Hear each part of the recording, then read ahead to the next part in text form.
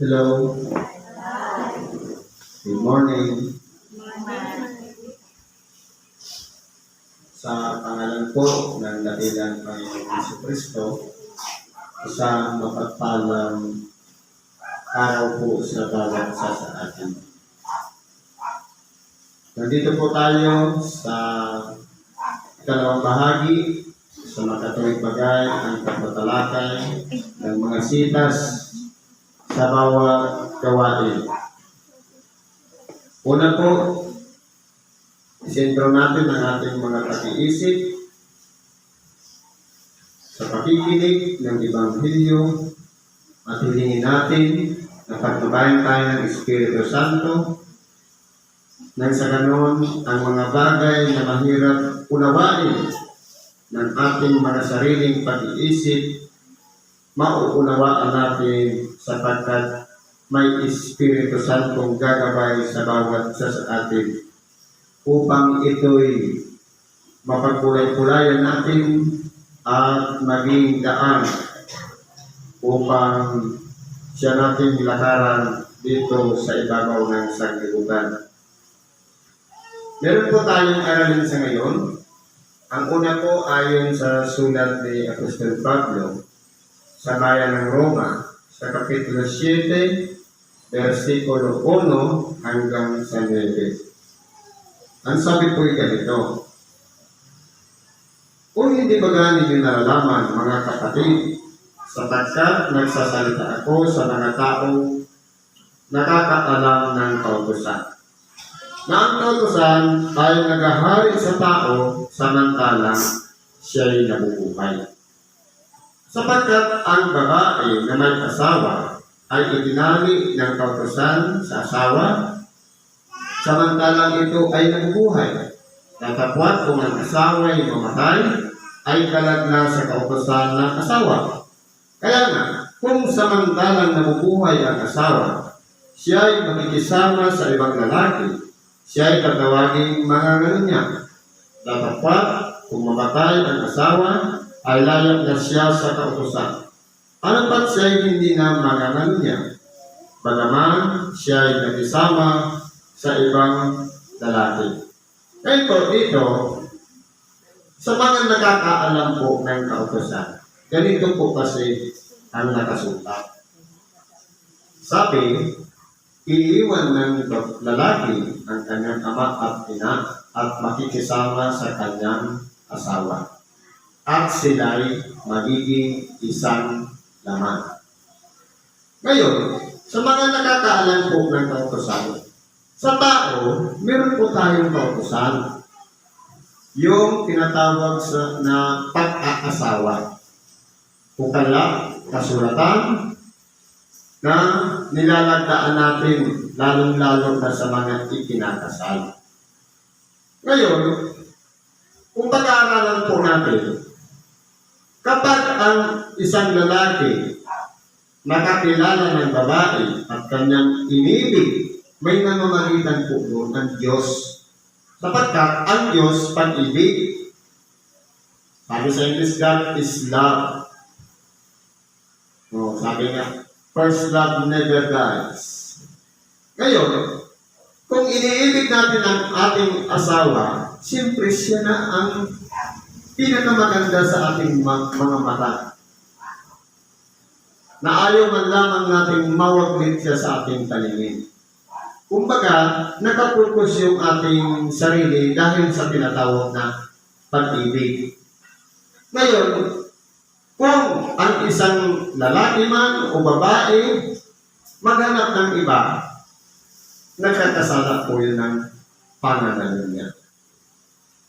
Kaya po, para hindi magkasala, kinakailangan panindigan ang asawa, kasalman niya sa papel, pinagsama sila ng Diyos, yan ang mag-asawa. Kaya napakahalaga nga, lalong-lalo na sa mga babae, yung nauna muna yung seremonya ng pag-aasawa bago magkaroon ng anak. Kung hindi yung tinatawag na pre-marital marriage, nauna yung pagtatalik bago yung pagpakasal. Pero po, Kung alam natin ang kautusan, marahil kapag iyan ay nilabag natin, nagkakaroon po tayo ng pagkakasala. Pero kung hindi natin alam ang kautusan, paano natin masasabi na nagkakasala tayo? Sapagkat ano ang lalabagin natin, hindi nga natin alam na mali pala yun. Kaya po, sa mga nakakalam ng kautusan, kinakailangan yan ay pagnilay-nilayan natin. Unawain natin, nakatali tayo sa pamamagitan ng kautusan. Kapag nauunawaan na natin yan, may tatanggipin tayong pagkakasala kapag iyan ay nalabag natin. Katulad din naman yan nito kasunod. Ano sabi? Gayon din naman, mga kapatid ko, kayo'y nangamatay rin sa kautusan sa pamamagitan ng katawan ni Kristo upang kayo'y makisama sa iba sa makatuwid bagay doon sa nabuhay na maguli upang tayo'y magsipagbunga sa Diyos. Kaya kung titingnan natin, kapag buhay pa ang asawang babae, nakatali pa siya, hindi siya maaaring maghanap ng ibang asawa. Ganyan din naman kay Kristo. Kung tayo'y natatali pa sa pagkakasala, hindi pa tayo karapat-dapat sa ating dakilang Panginoon. Sapagkat ang gawaing pagkakasala o patuloy na paglabag sa mga kautusan, iyan po ang nagiging balakid upang manahan si Kristo sa buhay natin. Magkakaagaw po yan. Nariyan na, halimbawa, nagsisi na tayo ng balik loob. Ngayon, sa oras na tinanggap natin ang bautismo, hindi na ako o tayo ang nabubuhay sa ating sarili, kundi si Kristo na. Sa makatuwid, may pag-iingat na tayo na hindi na gumawa ng pagkakasala sapagkat pinipighati natin yung Espiritu Santo na nananahan sa buhay natin. Kaya may pag-iingat na tayo. Pero ano po ang pamantayan ng tao? Halimbawa, ang isang tao ay salarin. Ang isang tao ay may gawaing masama. Kapag siya'y tinawag ng Diyos, binago, hindi na siya yung dati niyang pagkatao. Halimbawa, manlilibak, mapang-alipusta, maninirang puri, nakilala si Kristo, tinanggap yung aral, nagsisi at nagbalik loob sa Diyos.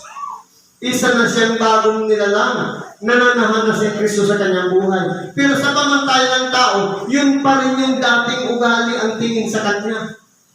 Sabi nga, kung nabilang ko, ang tingin pa rin natin, ex-convict. Kriminal pa rin. Pero sa harapan ng Diyos, kapag binago, limot na lahat ang dating pagkatao.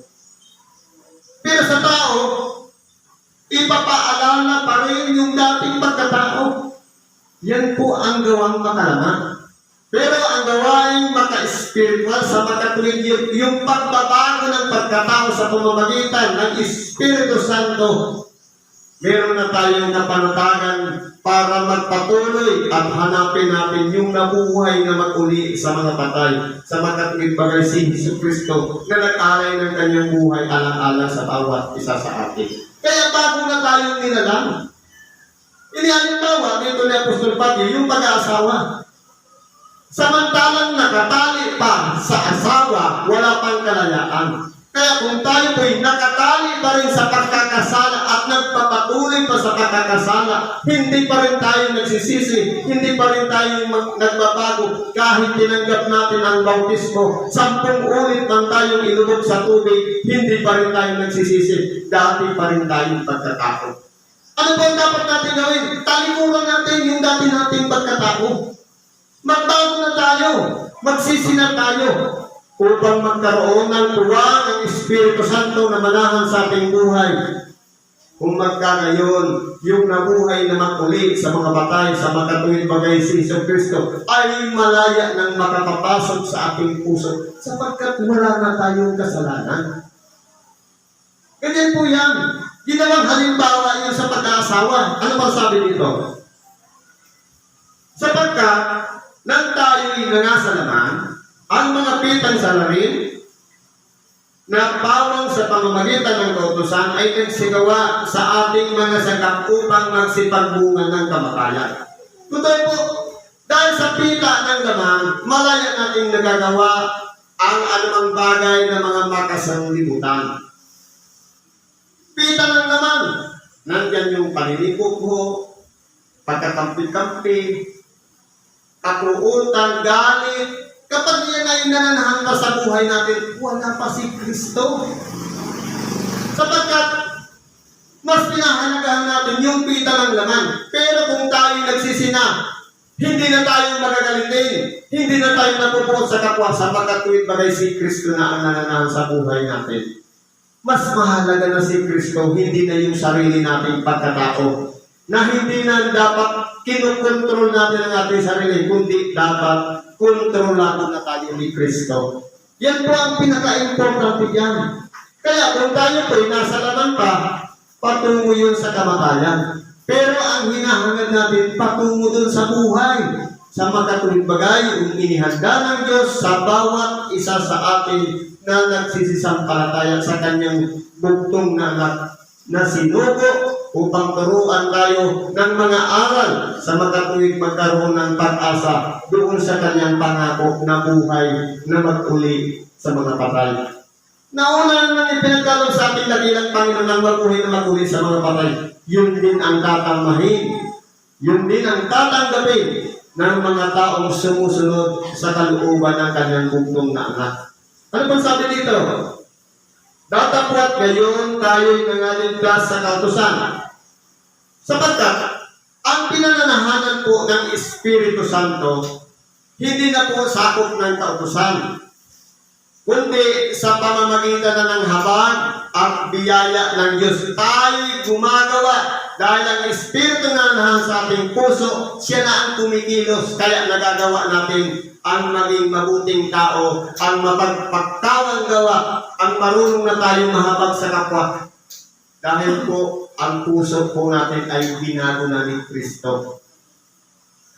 Kaya po, kung tayo po'y nangamatay na sa pagkakasala, sa pagkatuloy bagay, natigil na yung ating patuloy na paggawa ng pagkakasala.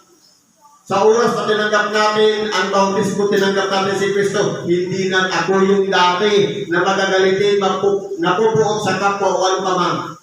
Sa magkatuloy bagay, malaya na tayo magkagawa ng kabutihan sa kapwa sapagkat si Kristo ang nananahan sa buhay natin. Yaman tayo'y nangamatay doon sa nakatali sa atin, ano ba't nagsisipaglingkod na tayo sa panibagong espiritu at hindi sa karatihan ng sulat? May bago ng espiritu na nasa buhay natin. Ano nga natin sasabihin? Ang kautusan baga ay kasalanan? Huwag nawang mangyari. Datapwat, hindi ko sana nakilala ang kasalanan, kundi sa pamamagitan ng kautusan. Sapagkat hindi ko sana nakilala ang kasakiman, kung hindi sinasabi ng kautusan, huwag kang mananatili.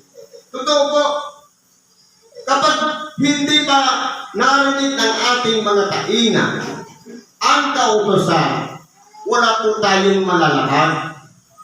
Pero kung alam natin ang 10 kautusan, sinasabi, huwag kang mananatili, huwag kang iimbot, huwag kang magnanakaw, sa makatuwid bagay, kapag iyan nalaman na natin at hindi sinunod, kumbagay nilabag, ang tawag doon kasalanan.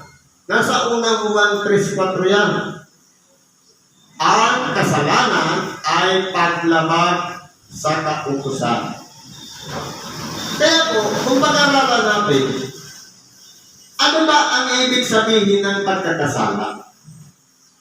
Ang pagkakasala, kapag ang isang aral o uturo o pakusan, narinig natin at hindi natin sinunod sa makatuwid nilabag natin, ang tawag yan kasalanan. Kaya yan po ang nagiging balakid para si Kristo ay makapasok sa ating mga puso. Anong kinakailangan natin gawin? Magsisi, magbalik loob sa Diyos. 90 degrees or 180 degrees about face. Talikuran. Hindi 1/4 lang o 90 degrees.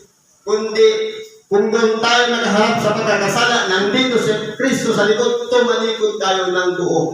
Walang nang babalikan para hindi na muli tayong magkasala. At nang isang panahon, ako'y nabubuhay na walang kautusan. Datapwat, dumating ang utos, ay muling nabuhay ang kasalanan at ako'y namatay. At ang utos sa ikabubuhay ay nasumpungan kung ito'y sa ikamamatay. Totoo po. Kaya po kung samantalang ang kautusan ay nalalaman natin, marami, halimbawa, natanggap natin ang bautismo. Mag-uumpisa pa lang tayo sa una, nandun na ilalatag yung mga kautusan. Ngayon, dahil hindi pa natin naririnig ang mga kautusan, wala pa tayong lalakagin. Kaya nga, inaaralan, tinuturuan, ginagabayan tayo upang maituwid na natin ang ating mga buhay. Sapagkat, kinakailangan na may kumakalinga. Kaya nga, ang isang kawan may pastor. Sapagkat kahit na yan ay kawan ng tupa, meron pa rin niyang pasaway. Meron pa rin niyang suwain. Kaya nga may nagpapastor para ang mga tupa na lumilihis at hindi nakasusunod sa kalooban ng Diyos, hinihikayat yan na bumalik muli doon sa grupo ng kawan. Yan po ang pinaka-aral na dapat nating matutunan sa makatuwid bagay. Kung tayo may pagpapahalaga sa pastor na nangunguna sa makatuwid bagay, si Kristo na nagpahalaga ng ating mga sarili, inalay niya ang kanyang buhay para sa atin.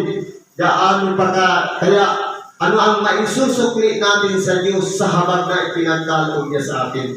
Walang iba, ang patayin natin ang ating mga sariling kita at gawin na natin kung ano ang naayon sa kalooban ng Diyos. Sabi nga dito, kaya nga, ang kautusan ay banal, at ang utos ay banal, at matuwid at mabuti. Ang mabuti niya baga ay naging kamatayan sa atin. Huwag nawang ayun po, dito po sa lagay nito, marami po tayong malalaman. Kapag tayo po ay patuloy na pabalik-balik sa templo, sa araw ng pagsamba, sa pakikinig ng Ebanghelyo, marami pa po tayong matututunan. Marahil, kung kulang pang ating nalalaman, baka sasabihin natin malaya ko pang gawin ang iba. Pwede pa akong magkasala, pero po, huwag nating pighatiin yung Espiritu Santong itinatag sa bawat isa sa atin. Sapagkat si Kristo ay nagdiba sa minsan lamang niyang ginawa, tayong lahat ay pinatawad.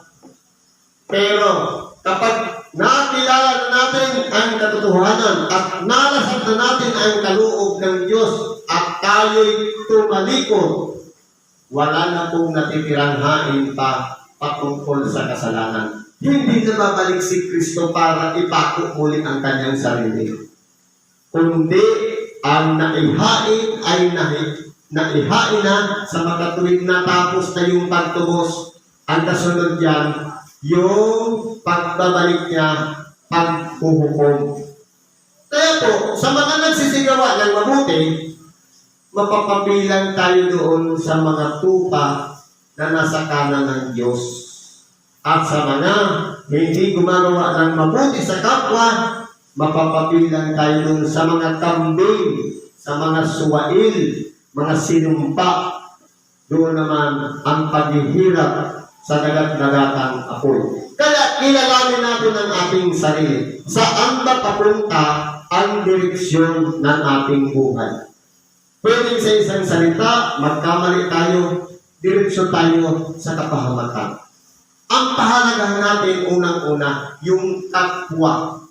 Di ba nang isakripisyo natin ang ating sarili? Ang mahalaga yung kapwa. Sapagkat sabi, anuman ginawa ninyo sa maliliit na ito, ginawa ninyo sa atin.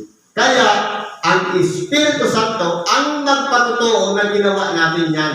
Kaya sa paghukom, hindi natin maikakaila na sasabihin natin, hindi ko po ginawa yan. Sapagkat sa paghuhukom ng Diyos, wala nang apila. Wala nang abogado doon para magtanggol sa atin. Kaya ngayon pa lang, ipagtanggol na natin ang ating sarili. Gawin natin ang mabuti. Sa ganon, masusunod natin ang kalooban ng Diyos. Siguro hanggang dito na lang ang pagkikibahagi natin sa oras na ito. Salamat po at pagpalain tayo ng Diyos. Anumang karingan, kailingan, ibulog natin sa Diyos at ipagkakalog sa atin ang kasalamat at pagpalain tayo ng Diyos.